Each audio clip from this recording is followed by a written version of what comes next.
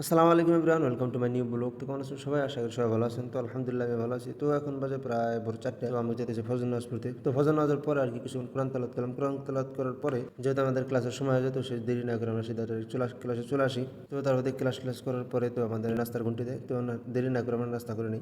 আর যেহেতু বৃহস্পতিবার আছে, তো আজকে আমাদের হাফ ক্লাস, তো সেই জন্য নাস্তা করে আর কি ক্লাসে যাই না। ক্লাস যেহেতু নাই সেই সময়ের জন্য আর কি, তো আমরা মানে খেলাধুলার জন্য বের হয়ে যাই মাদ্রাসা থেকে আর কি। তো আমরা যাই আর কি, আমরা প্রথমে খেলাবো গুডু, তো সেই জন্য একটু কমে নিলাম। তো আর এক বন্ধু বলে যে খেলবো না, তো জানেনি তো বন্ধু আমাদের মধ্যে কি হয়। তো ওকে এনে মাটি সারি ভরাই দিলাম। তাদের খেলাধুলা করে কামারা দিকে রওনা দিলাম, যেহেতু জহরের সময় হয়ে গেছে। আর গোসল টোসল করতে হবে, গোসল টোসল করে জামা টামা করে পরে নিলাম। তো তার দিকে ভাত এসে ভাতটাত খেলাম। ভাতটাত খাওয়ার পরে জহর নামাজের পর আর কি শুয়ে গেছিলাম।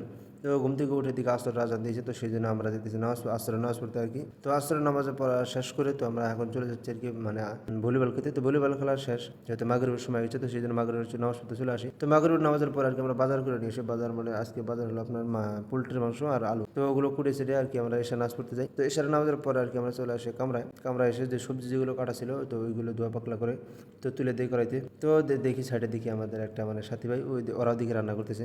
তো দ্বিতীয় জন্য মাছ এনেছে আর কি ওরা, আর আমরা আছি পোলট্রির মাংস। তো হঠাৎ করে দেখি আমাদের গ্যাস শেষ হয়ে গেছে। তো ভাইটা বললো যে আমাদের গ্যাস দিয়ে রান্নিস নি, তো আমরা দেরি কর। তো আমরা আর কি ওদের গ্যাস দিয়ে রান্না করলাম, রান্না বাড়া করে তো আমরা খাওয়া শুরু করে দিলাম আর কি।